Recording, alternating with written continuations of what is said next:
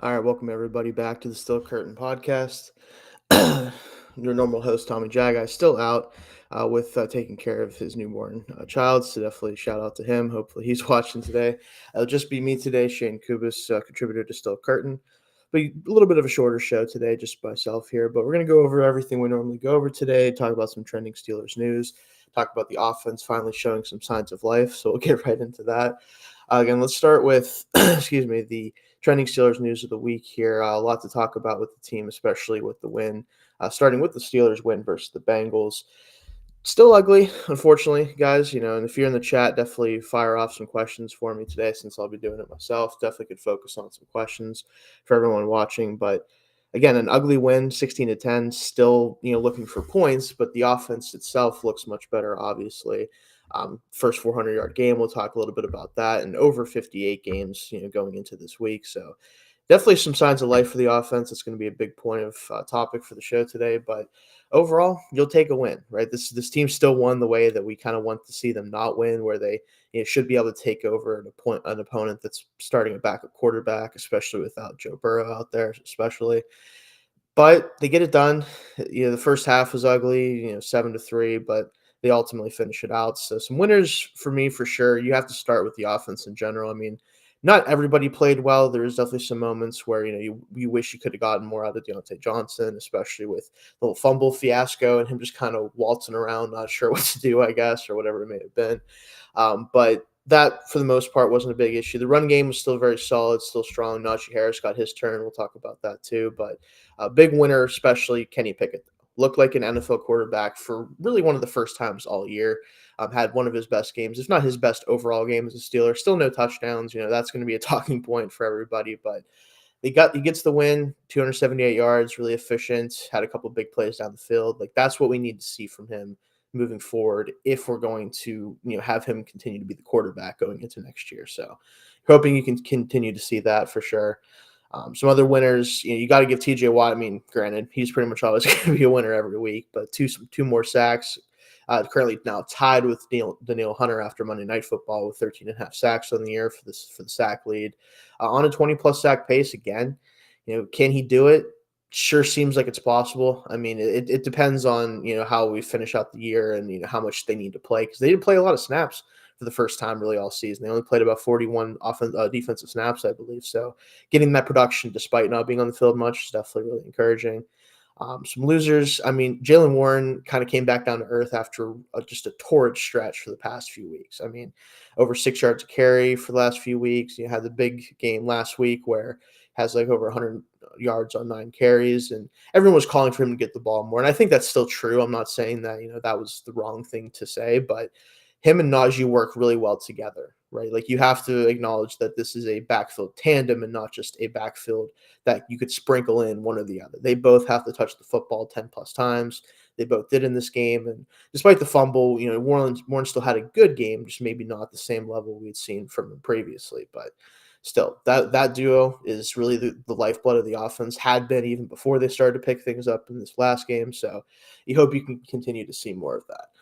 But as we talked about before as well, though, Kenny Pickett has one of his best games as a Steeler, and I think there's no doubt about that. If you go back and watch the tape, which I'm not sure how many of you really have the ability to do that, even if you go back and watch, highlights, whatever, just where he threw the ball was important. He threw over the middle of the field multiple times to Pat, hitting out breaking routes, just looked way more comfortable as a passer. And really the big thing is the downfield shots, because that's what's been missing from this offense outside of the middle of the field, obviously. If you look at his spray chart, finally looks like an NFL offense and not just a guy out there just being asked to throw out routes and screens to the outside. So super encouraging stuff there. But overall, again, no touchdowns, but no turnovers. We know he's not going to turn the ball over a lot. That's a big part of his game. You just hope more touchdowns can happen. Obviously, he had one with Deontay that everyone's been talking about. Was it the touchdown? Was it not? I think that by the rule, but the way it's described, technically it was. I don't know if those refs overturn it, but I think it was a challenge that was worth throwing out there for Tomlin, but we know he does not do well at challenges. That's one part of his game that really isn't that great. So it is what it is. You hope more touchdowns come, and we'll talk actually about maybe that happening here against the Cardinals coming up later. But still, you got to give it up to Kenny. He's been under a lot of pressure from myself even. Tommy and I both have talked a lot about him throughout the year and the lack of production. And in this game, it finally felt like maybe there is something there with him, even this year. Going into next year now, we're pretty confident he's going to be the quarterback again, unless something really bad happens down the stretch. But I think for the first time this season, we have hoped that he actually can develop into the guy that we thought he could based on his preseason results. So Najee Harris, got to talk about him too. We talked about him as a winner, has his turn as the catalyst in the run game. Jalen's been kind of the guy last few weeks, even though he hasn't always got the most touches. Now Harris gets the most touches by a little bit, but also makes the most of them. 15 carries, 99 yards. Realistically, probably his best game of his career, that other than the Browns game, his rookie year, the last game of the year. And even that was pretty much just a big run near the end that kind of propped him up. But this was a very solid game throughout. Had very few, I don't know if he had a negative run. I know he had a few shorter runs, but had a couple big, like 15-plus yard runs down the field, lowering his shoulder, looking like the power back that I think he needs to be if he's going to be in the league for a long time, especially for the Steelers. I think, again, him and Warren as that backfield tandem. There's the traditional thunder and lightning backfield. And I've always been a big fan of that. When teams can do that, I go back to thinking about like Jamal Charles and Thomas Jones in the early 2010s, whenever Jamal was kind of coming up, and like obviously different dynamic there. But I think anytime you have, or Mark Ingram even, and Alvin Kamara a couple of years, for the Saints, like that type of dynamic where you have a really solid all around back, and then a guy who's got a little bit more explosiveness, more pass catching chops, like. Though that combination can just be really hard for defenses, because every time one of those guys are in there, your entire identity as an offense is different. And also, more importantly, the defense has to adjust to that, because you can't attack those guys the exact same way. So hoping to continue to see both of them get a lot of carries. Definitely still happened in this game. Just happened to be Najee that had the more explosive day. So definitely good for him. And last bit of Steelers news, and this is a huge one as well. Minka Fitzpatrick looks to practice for the first time since his injury today. That's the expectation. We're hoping to have him back for the Cardinals game. Him being out so long and not going on IR was an interesting choice, but I guess they were hoping that he could play sooner than this. I think maybe they were hoping last week was the target date, but either way, Trenton Thompson did a good job in his stead. DeMonte Casey is still a solid starter. Getting Minka back, and hopefully with a little bit of rejuvenated secondary with Joey Porter Jr. now starting full-time, and just all of that, I'm hoping to see more of the playmaker aspect of Minka's game, where really most of the season before he got hurt, he was pretty much the cleanup guy, just trying to salvage whatever he could in the secondary. So definitely looking forward to talking about him more once he gets back on the field. We'll have a mostly healthy group on defense, other than the linebackers, of course, which can't do anything about that at this point. But real quick, guys, before we jump into the rest of the show here, the Still Curtain Podcast is running a deposit match promotion up to $100 for any new Sleeper Daily Fantasy user. I use Sleeper personally for my fantasy leagues. Haven't used their daily fantasy aspects of things yet, but you are able to go on there and use their code FANSIDED2 when signing up to receive your deposit match. Please remember to always game responsibly. And let me get the QR code up here for you here. Up at the top of the screen here, you should see that. You can scan that code and get the without having to put the FanSide2 in, and you'll be able to go right to the Sleeper app.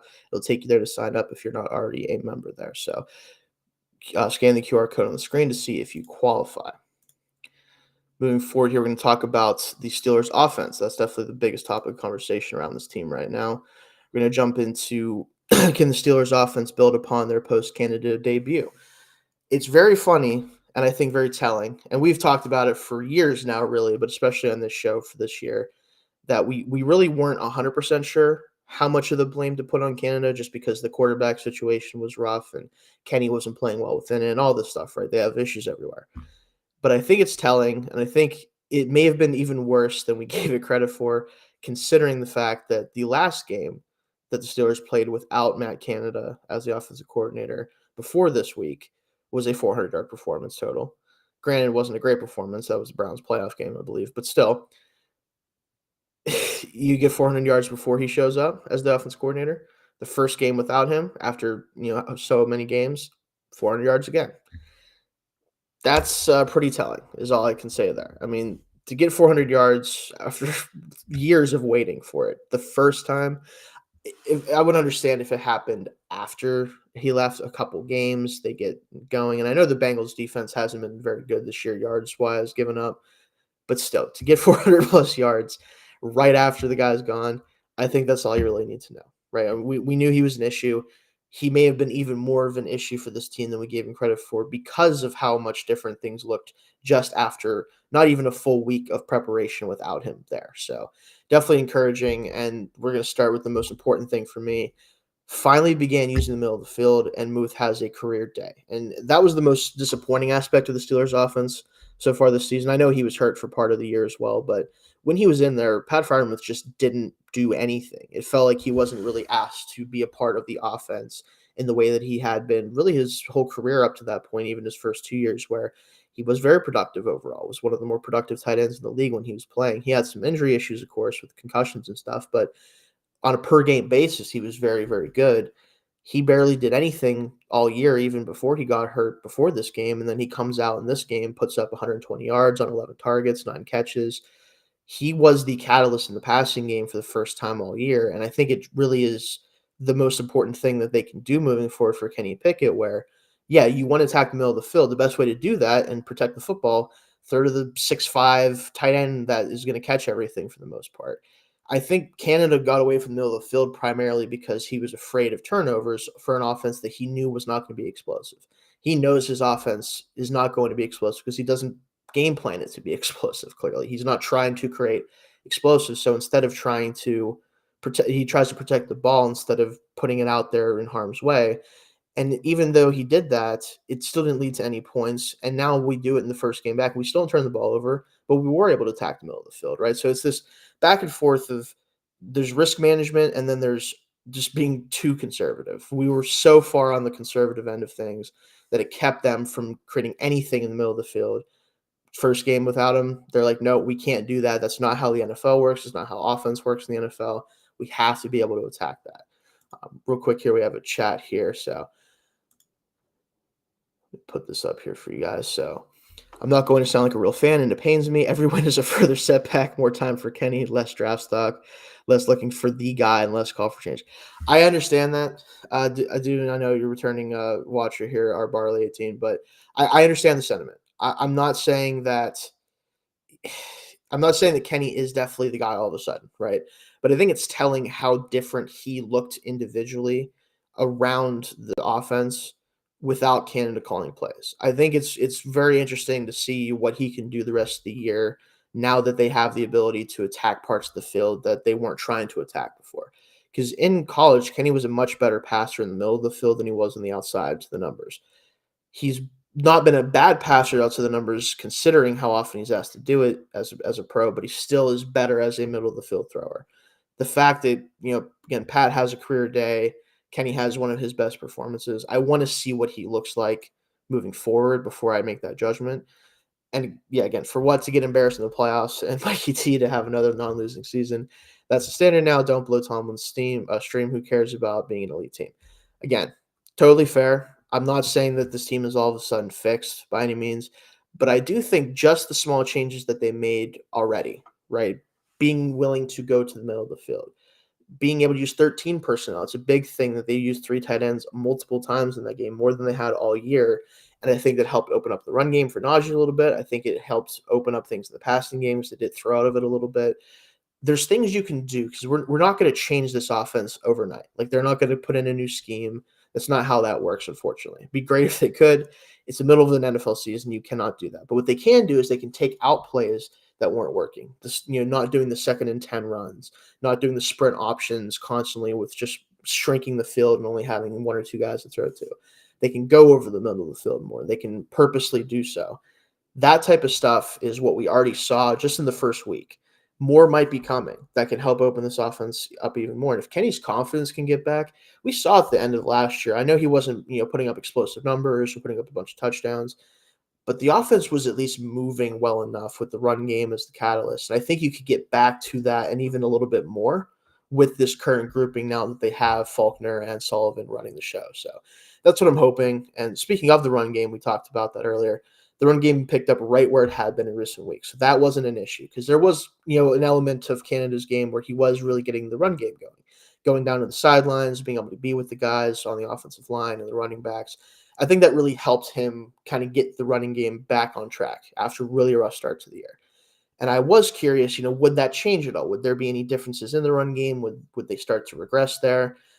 Clearly not. And I think Faulkner, especially being the actual offensive coordinator technically and Sullivan calling plays, I think splitting those duties was really important because now Faulkner can focus on, okay, what type of stuff do I want to see in the game plan?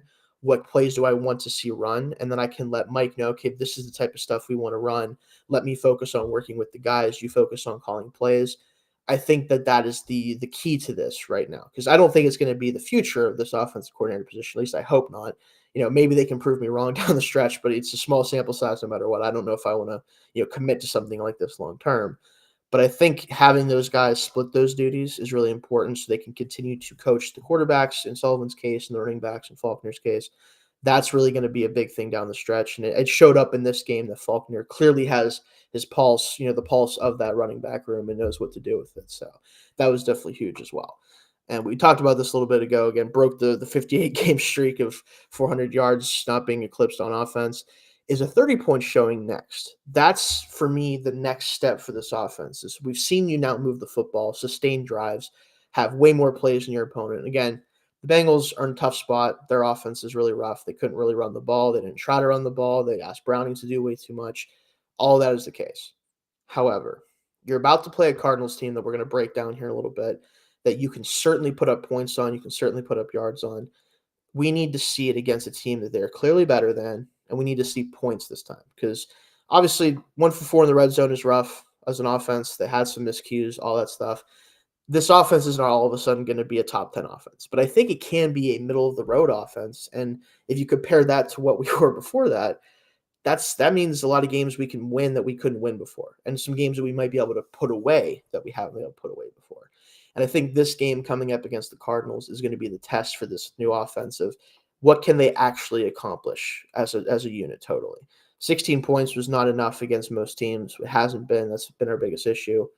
We got to have at least 20 plus, if not closer to 30. And that's what I'm definitely going to be looking for in that game. Speaking of which, let's jump into that here in a second here. But the Still Curtain podcast, again, I want to let you guys know if you are a fan of the Pittsburgh Steelers football and you would like to support the Still Curtain podcast, please make sure you subscribe to the Still Curtain podcast on YouTube. You're watching right now. We appreciate you so much for that. And again, we will have content every week moving forward for the rest of the season and into the off season where we dive into whatever may happen from there. So definitely check it out. Moving forward here, we're going to talk about the Cardinals game. So again, Steelers versus Cardinals week 13. A lot of history between this team. Obviously, there's the Super Bowl. The players they would seem to always poach from us in like the late 2000s, early 2010s. It seems like we were just trading players all the time. So a lot of history between these teams. But this year, they're in very, very different places. Obviously, the Cardinals kind of came into the year with the idea of tanking for the most part. Kyler Murray was going to be out, at least half the year, and that's exactly what happened. And again, an old friend of the Steelers, Josh Dobbs, was their quarterback for the first 8 weeks. A lot of parallels there, but Murray's back. They're still not a good team, but they're a very competitive team. Again, they've been able to beat some teams, specifically the Cowboys early in the year that they realistically shouldn't have been in contention with. They're scrappy. Gannon has done a good job coming over from the Eagles, Jonathan Gannon, the head coach, of getting his guys to play hard. And I think that's really an important step in a rebuild and a kind of a retooling of a team is, can you find somebody to come in and build the culture up, convince these guys that, hey, we're not great right now, and I think everybody knows that, and maybe even being honest about that, but what we can do is play harder than everyone else and actually come out and hit people in the mouth. And I think he's done a good job of that. But again, this is not a very talented football team. Even with Kyler Murray back, he doesn't have a ton to work with, and that's where the Steelers can definitely take advantage of them overall. Let's talk about the odds real quick. Pretty indicative of the Cardinals' season. 5.5 point home favorites for the Steelers, 40.5 over under. Again, pretty fair. We don't expect probably either of these teams to put up a ton of points necessarily. Again, I am a little bit more hopeful for the Steelers offense than I would have been before, but still 5.5 point home favorites means we're about a 2.5 points neutral favorite, which again feels fair. I mean, the Steelers do not beat people soundly no matter who they are. So I can't really say that the Cardinals are which should be given more points to that, or we should be given more points than the 5.5. But overall, I think this is a pretty fair line. This is what I would have expected it to be at. I've seen lines, that of against the Cardinals of teams where I think the Steelers are pretty similar caliber of, +9, +10. But I think Kyler being back and showing that he is at least, back to himself kind of skews things a little bit because you never know if he could go off. But again, pretty fair odds there. Overall, I'm not going to be surprised if this is a very close game again, because this is just what the Steelers do. Even with this new offense, the way things looked against the Bengals, there were miscues that still kept it close. And then maybe that's just what this team is, right? Maybe they're just a team that can't win big, but they can win more than we think they're going to. I think down the stretch, you're going to see more of, hopefully a couple sound wins. We do have some really not so great opponents coming up, especially the Cardinals, and coming up after them, the Patriots on Thursday night. So there's going to be moments and there's going to be games where this team can show that they're able to soundly beat another NFL team where they haven't been able to do that this year. So again, all one-score games in terms of their wins so far. Matchups to watch, there's a couple key ones for sure. TJ Watt versus Paris Johnson Jr., that's a big one. Rookie offensive tackle for them. Has played relatively well. I mean, he's a rookie tackle. It's hard to expect a whole lot from rookie tackles. Even Broderick Jones has kind of played. Especially the eye test is a little bit better than some of the grades that they've been giving out to him, but he's an exception for playing as well as he has at times. Like, most guys just aren't able to do that. It's a very hard position to come in and play in the NFL. Especially nowadays with how offenses work in college, it's just hard to come into an NFL system, especially one like the Steelers run or the Cardinals are now running, where you're going to need to do a little bit more true pass sets, things like that. But overall, he's held up okay. This is a tough matchup, though. We know that. TJ should get his. You're expecting Kyler to have to run around a lot. The question is, can we corral him, I guess, really? Because he's going to be under pressure. He's been under pressure so far when he's come back. He was under pressure a lot when they had a better team even. Like, this is kind of how he plays, right? He's going to run around. He's going to try to make plays. Can TJ prevent some of that from happening? And also Highsmith on the other end against DJ Humphries. But especially watching to see what Watt can do against the rookie. Steelers secondary versus speedy Cardinals receivers. This one worries me a little bit because they have some speed, whether it's Marquise Brown, that they brought over from the Ravens last year, or even Rondell Moore is not a traditional receiver, but he's a guy I could see easily getting deep on us because of his speed. Greg Dortch also is a pretty speedy guy, more quick than fast, but a smaller guy, probably tough to stay with. Like, not a great matchup for the Steelers secondary. It's just I could see a lot of open guys in the middle of the field because of their speed. And I think it's going to be really on the onus of the pass rush to prevent that from being an issue, because Joey should be able to hang with whoever he's up against. He's fast enough to run with these guys. Outside of him, especially if Minka doesn't play, which we're hoping he does, so that should hopefully keep the lid on the defense a little bit more. But if he can't go, especially, you're really going to have to worry about guys getting over the top on us. Another comment here. So I don't think he looked different. Still made awful throws. Still misreads. Better play calls. Yes, I watched all 22 3 times. He was 2-9 coming off the first rate. Again, we're going back to Kenny for a second. I think the biggest thing though is the play calls, right? And I think obviously coming off his first read, there's some issues with pressure, and he didn't do well under pressure in that game. Where traditionally, especially in college and even in the NFL, he just hasn't been too terrible under pressure a lot of the time. This year's been different. I think he definitely has just kind of gotten in his head a little bit about it. But overall, the offense looked better. That's the end game of it all. Like, how much better it looked is up for debates. How much it will matter moving forward is up for debate. But I'm just glad that they actually found something that worked in the passing game to move. And whether that's going to work every week, obviously it's hard to say. You hope that you can diversify things as they get more comfortable calling plays with the new group. Some other matchups that I wanted to get into. Again, the secondary is what it is. We kind of know there's going to be open lanes. It's just, can they force turnovers? Can the pass rush get home? That hasn't changed at all, and it's not going to change this year, unfortunately.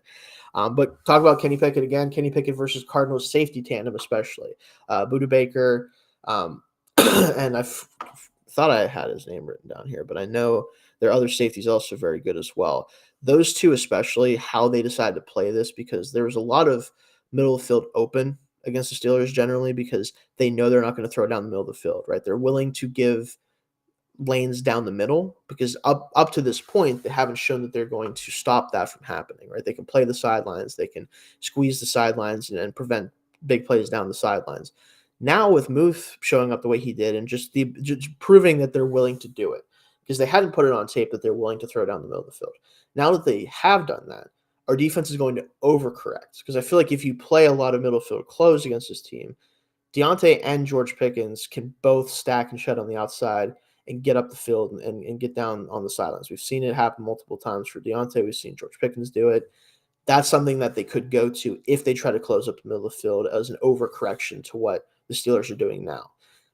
So I think the safeties are going to be a big part of it, not only just how they play, but where they line up. Because again, if they're playing too high a lot of the time and they're keeping the middle of the field open, they're probably going to see a lot of the same concepts we saw against the Bengals. If they do try to close things up, can they win on the outside and throw down the field again, like Kenny did show a couple times in the Bengals game?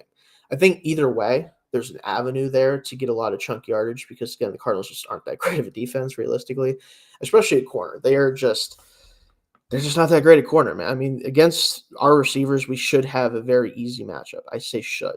Now, with this passing game, other than last week, nothing is easy necessarily. Definitely nothing is guaranteed to be easy. But I think there's at least an argument to be made that we should expect a lot more production than even last week, honestly. But we'll see how that goes. Speaking of production, this is kind of my big take of the week, I'll call it, or just what I'm looking to see more so than anything else. Will Kenny Pickett have his first 3-touchdown game?